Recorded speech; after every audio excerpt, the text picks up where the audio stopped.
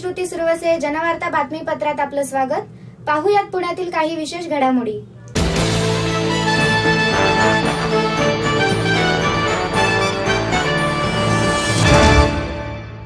महात्मा फुले मंडई प्रतिष्ठानतर्फे मंडई विद्यापीठ गौरव पुरस्कार सोहळा मंडई येथे उत्साहात पार पडण्यात आला। महात्मा फुले मंडई प्रतिष्ठानच्या वतीने मंडई विद्यापीठ गौरव पुरस्कार सोहळ्याचे आयोजन करण्यात आले होते। हा गौरव पुरस्कार महात्मा फुले मंडई येथे पार पडला। यावेळी महिलांसाठी खास घरोपयोगी वस्तूंचा लकी ड्रॉ हा कार्यक्रम आयोजिला होता। यावेळी मंडई विद्यापीठ गौरव पुरस्कार युवा काँग्रेसचे अध्यक्ष विश्वजित कदम, निलेश जमढेरे यांना देऊन सन्मानित करण्यात आला। तसेच पुणे व्यापारी रत्न गौरव पुरस्कार सुरेश कोते यांना देऊन सन्मानित करण्यात आला। या कार्यक्रमास अध्यक्ष म्हणून रमेश बागवे हे उपस्थित होते। आपला माणूस बाळासाहेब मालुसरे यांनी नेहमी समाजासाठी काम केले आहे।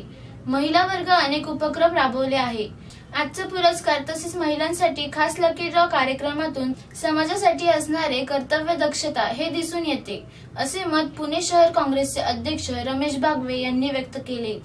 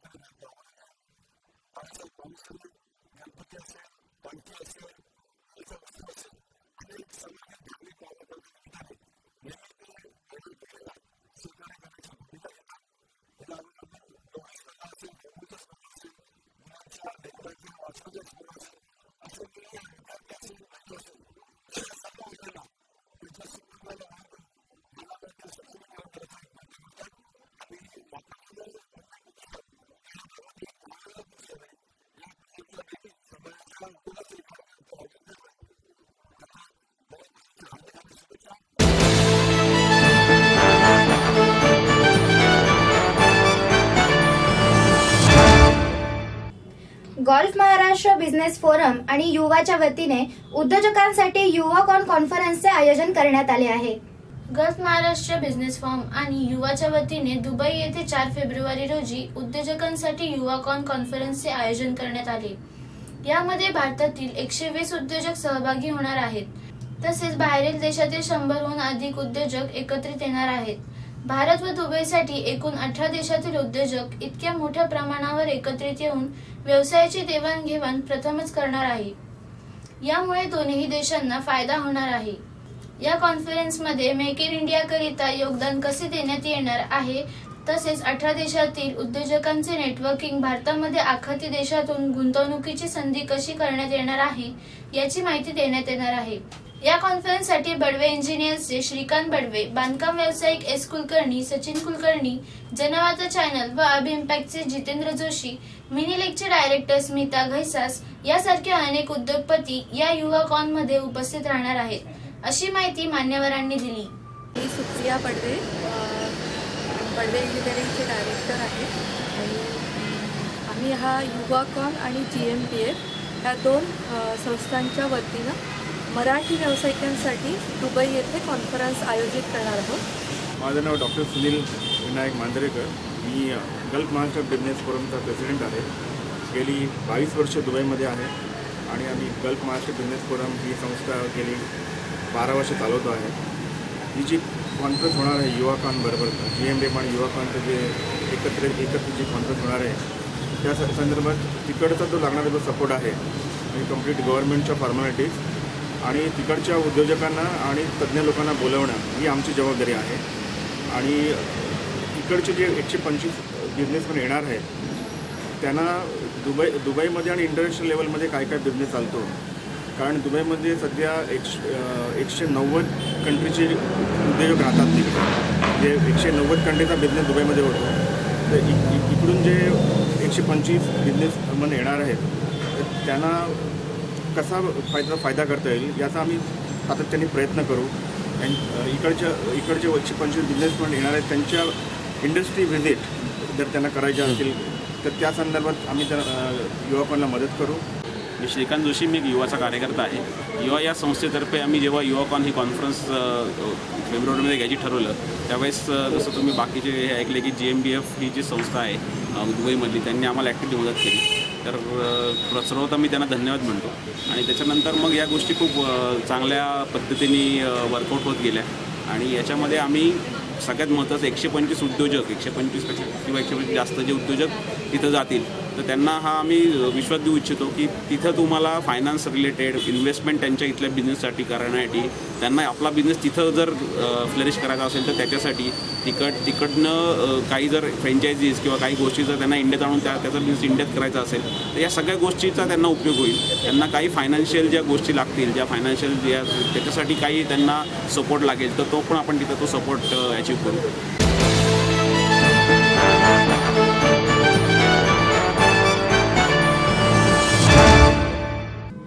शिक्षकेतर संघटनेच्या वतीने पिंपरी येथे 45वे राजकीय अधिवेशन व चर्चासत्राचे आयोजन करण्यात आले आहे. महाराष्ट्र राज्य माध्यमिक शाळा आणि शिक्षणेतर संघटना महामंडळाच्या वतीने 45वे राज्यस्तरीय अधिवेशन व चर्चासत्र 2016 चे आयोजन करण्यात आले आहे. हे अधिवेशन 18 डिसेंबर रोजी HA स्कूल पिंपरी येथे आयोजित केले आहे. महामंडळाचे हे सुवर्ण महोत्सवी वर्ष असल्यामुळे पुण्यामध्ये 23 वर्षानंतर हे राज्य अधिवेशन होत आहे. या अधिवेशनाचे उद्घाटन माननीय खासदार शरदचंद्रजी पवार यांच्या हस्ते होणार आहे. तसेच शिक्षण मंत्री विनोद तावडे, पालकमंत्री गिरीश बापट हे प्रमुख उपस्थितीत राहणार आहेत. या अधिवेशनाचे शिक्षणाचे अनेक प्रश्न, समस्या मांडण्यात येणार आहेत. त्यातून प्रशासनाने कशा प्रकारे मदत करावी, संस्था, शाळा, पालक आणि समन्वय साधण्यासाठी प्रशासन व्यवस्थेत बदल करण्यात यावा, अनेक विषयावर चर्चासत्र करण्यात येणार आहे, अशी माहिती कार्यवाह तथा राज्य सहकार्यवाह शिवाजी खांडेकर यांनी दिली. शिवाजी खांडेकर, सरकार्यवाह महाराष्ट्र राज्य शिक्षकेतर संघटनांचे महामंडळ. आज या ठिकाणी पत्रकार परिषद आयोजित केली की 50व्या वर्षातील 45वे राज्यस्तरीय अधिवेशन 23 वर्षानंतर या पुणे जिल्ह्यातल्या पिंपरी चिंचवड भागात पिंपरीच्या HA शाळेच्या प्रांगणात उद्या रविवारी 18 तारखेला होऊ घातलेला आहे. या अधिवेशनासाठी महाराष्ट्रभरातून त्या ठिकाणी 7 ते 8 हजार माध्यमिक शाळेतील शिक्षकेतर कर्मचारी उपस्थित राहत आहेत. या अधिवेशनासाठी माननीय शरद पवार साहेब, त्याचबरोबर महाराष्ट्र राज्याचे शालेय शिक्षण मंत्री विनोदजी तावडे साहेब आणि पुणे जिल्ह्याचे पालकमंत्री गिरीशजी बापट साहेब हे स्वतः प्रमुख पाहुणे म्हणून त्या ठिकाणी उपस्थित राहत आहेत. या अधिवेशनाच्या माध्यमातून गेल्या 13 वर्षापासून या माध्यमिक शाळेतील शिक्षकेतर कर्मचाऱ्यांच्या नोकर भरतीवर जी बंदी आहे ती बंदी उठवण्यात यावी.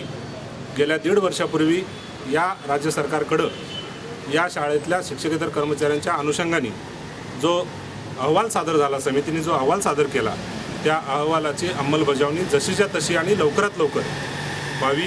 कारण गेल्या 13 वर्षापासून या माध्यमिक शाळेतील प्रशासकीय काम करायला आज माणसं नाही.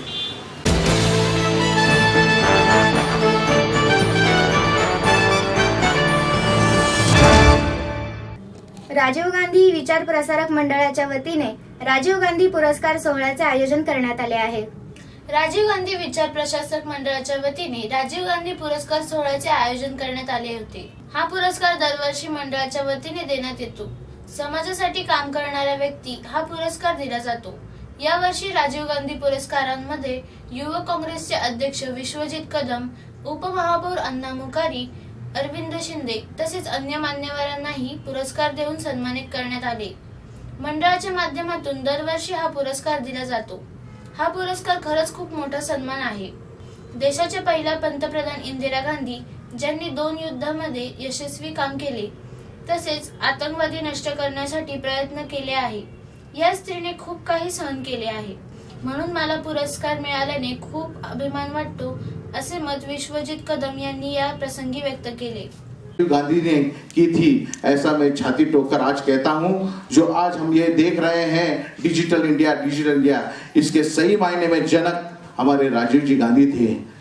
राजीव गांधी विचार प्रसारक मंडळ या मंडळाच्या माध्यमातून दरवर्षी राजीव गांधी पुरस्कार वितरण केले जातात. देशाच्या पहिला महिला पंतप्रधान ज्यांनी एक नाही 2 युद्ध या देशातली यशस्वीरित्या पार पाडली आणि या देशामध्ये आतंकवादापासून या ठिकाणी देशाला संरक्षण देण्याचं काम केलं आणि स्वतःचा त्याग बलिदान सुद्धा इंदिराजींनी या देशाच्या पुढच्या भविष्यासाठी या ठिकाणी केला. आणि अशा इंदिराजींची प्रेरणा या देशातील महिलांना राजकारणात आणि समाजकारणात असावी.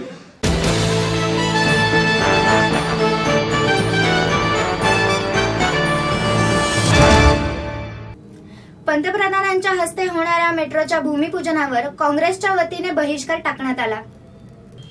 आगामी निवडणुका डोळ्यांसमोर ठेवून भाजपने पंतप्रधान नरेंद्र मोदी यांच्या हस्ते मेट्रोचे भूमिपूजन करण्यात येणार आहे. परंतु या कार्यक्रमाचे सर्वसाधारण सभेची परवानगी न घेता परस्पर जाहीर करण्यात आला आहे. त्यासाठी पुणे शहर काँग्रेसकडून बहिष्कार टाकण्यात येत आहे. मेट्रोच्या भूमिपूजनासंदर्भात महापौर प्रशांत जगताप यांना निवेदनही देण्यात आले आहे. यासाठी 2006च्या महापालिका निवडणुकीपूर्वीच काँग्रेस पक्षाने स्थायी समितीमध्ये निर्णय घेऊन मेट्रोचा DPR तयार करण्यासाठी मान्यता दिली होती. दिल्ली मेट्रो रेल्वे कॉर्पोरेशनने 2009 मध्ये आपला अहवाल महापालिकेला सादर केला होता. हा अहवाल स्वीकारून त्यात योग्य बदल केला होता. सर्व पक्षांनी एकमताने मान्यताही दिली होती. त्यामुळे भाजप सरकारने त्याचा फायदा न घेता मेट्रोचे भूमिपूजन राष्ट्रवादीचे अध्यक्ष शरद पवार यांच्या हस्ते करण्यात यावा असे मत रमेश बागवे यांनी पत्रकार परिषदेत दिली. यावेळी शहराध्यक्ष रमेश बागवे, उपमहापौर मुकाटी अलगुडे, माजी आमदार मोहन जोशी उपस्थित होते.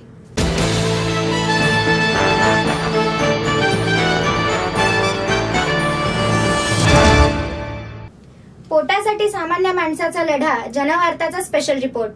समाजात कष्ट न करता भीक मागणारे आणि स्वतःच्या मुलांना देखील त्याच मार्गाला लावणारे अनेक लोक आहे. मात्र असे काही लोक देखील आहे जे कोणासमोर हात न पसरवता मेहनतीने घाम गाळून आपल्या कुटुंबासाठी काम करत आहेत.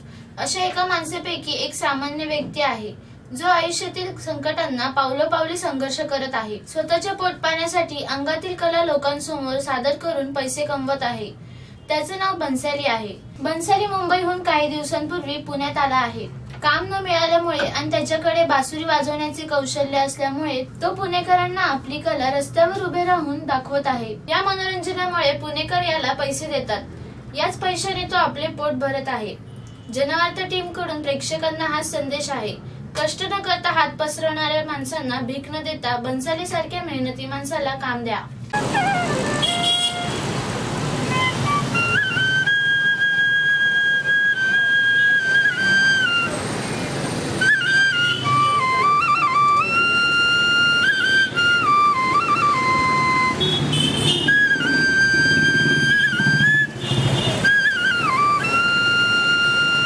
नसीम अंसारी नाम है. मैं 6-7 साल हो गया यही अपना धंधा है. इसी में अपना रोटी चल जाता है, इसी में चल जाता है. किसी को मांगना नहीं रहता है. जो भी होता है इसी में हो जाता है.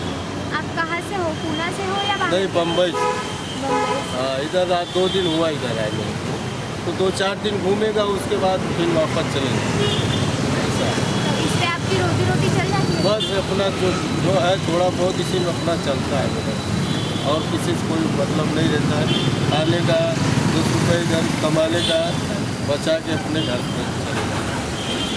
और ये जो आप सीखे, कहाँ से सीखे? कोई किसी गाँव में रहता था. ऐसा छगड़ी भैंस ऐसा कुछ चराता था, गैया चराता था. सब थोड़ा बहुत ऐसा बजाते आ गया. उसके बाद मुंबई आया तो इधर सेटिल हो गया. तो कोई धंधा नहीं मिला. अपन को पढ़ा लिखा है नहीं, कोई पढ़ा लिखा था है नहीं. तो अपना यही सोचा, यही अपना करने लगा. तो इसमें क्या है, अपना 2 पैसा बच जाता है. बच्चे लोग का भी खाने पीने से 10 रुपये बच जाता है. बस इतना बहुत. आपने कभी किसी ऐसे फेमस जगह पे जाने की कोशिश नहीं की कि आप नहीं, आपका नहीं. ये टैलेंट दिखा सको? नहीं, ऐसा कोई बात नहीं है. बस उतना भी बजाने नहीं जानता हूँ. बस पेट भर के लिए अपने बजा लेता हूँ.